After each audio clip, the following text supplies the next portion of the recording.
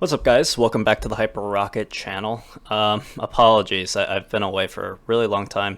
Tried out some other games, but I don't want to bore you with all the details. Basically, I just haven't been doing my part, so I apologize for the lack of uploads. But I think I'd come back with something that's a little bit more familiar to the channel. Not experimenting with new kinds of videos like Valorant. I think that might have been pushing you guys a little bit too far. But I've referenced this mouse quite a bit on the channel, and for those that are pretty familiar with me and my interests, this is my main. This is the G Wolves Hati-S, just in terms of gaming mice. I think it really suits me pretty well in terms of how I use my gaming mice and what I look to do in terms of my aim. But I figured I'd just do a dedicated video once and for all for this mouse specifically. So this is the Hati-S. It's a shrunken down version of the G Pro Wireless from Logitech. And essentially, G Wolves took the same G Pro wireless shape, reshaped the sides, and then for the Hati-S, basically shrunk down all of the dimensions except for the height. So what that does is pushed the height a little bit more towards the back. So from a shape perspective, it's a little bit more suited to claw grip now than it used to be, but you still get the same awesome shape, generally speaking, with the G Pro wireless, except now in a smaller package. So that's really cool, especially for G Pro wireless lovers like myself.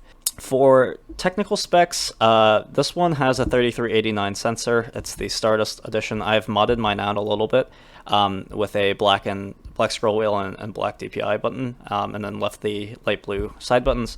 And then normally the primary mouse 1 and 2 switches are going to be Omron 20 millions. Switched over recently to Kill 8.0s. I had an old version of it, but it also comes with TTC pink switches in the box. So while I opened up the mouse and swapped out these items, I also replaced some of the switches. So you might not be able to see it, but there's kind of like a pink, inside of the mouse. That's the TTC pinks. So these are a little bit snappier, heavier clicks than the normal 20 millions that come with the mouse, but here's a quick sound test. Yeah, pretty good. And obviously the 3389 or 3360, I can't really tell the difference between the two, especially at 1000 hertz. Really no complaints there. For the overall mass, without the cable, it's 49 grams. With the cable, it's probably a little bit more, probably 51 to 52. Really, really lightweight, even by today's standards, despite the fact that this has come out a little bit ago, especially in today's market where we're moving towards more wireless mice. So tacking on a little bit of extra mass so that we can get rid of the cable. Fun fact, there is a G Wolves Hati-S wireless, but it's really expensive and it's really hard to get.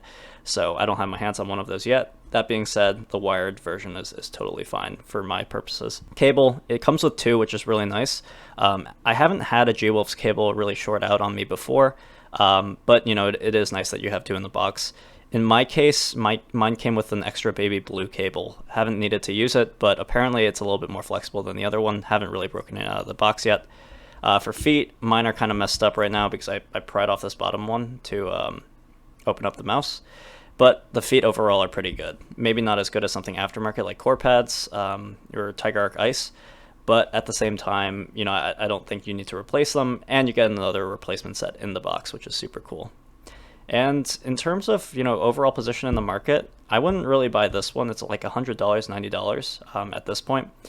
I bought mine used, and I think that's the way to go if you want the Stardust edition. Otherwise, if you're going to buy a Hati-S wired, I'd get the Hati-S Classic Edition, the red variant. Way more inexpensive, and it comes in at $65, and you get a ton of extra features. The whole unboxing experience with grips, extra mouse feet, extra cable, extra switches. Really just a full overall package. So pretty good bang for your buck for $65 without a top tier high performance lightweight mouse. But really, who it's suited for, in short, small to medium hand users, primarily with claw or fingertip grip in mind. Palm grip can work for small hand people, so I can palm this as well. I have small, medium-sized hands, and yeah, it works pretty well for that. So if I'm really feeling lazy, I can do this, but otherwise, I play my sort of aggressive palm claw, and it works perfectly well for this as well. But thank you guys, that's the review portion of this video. Now I'm going to switch over to some gameplay, just see how it does in my main game of Minecraft. I apologize for the gameplay, I'm pretty rusty, but hope you guys enjoy.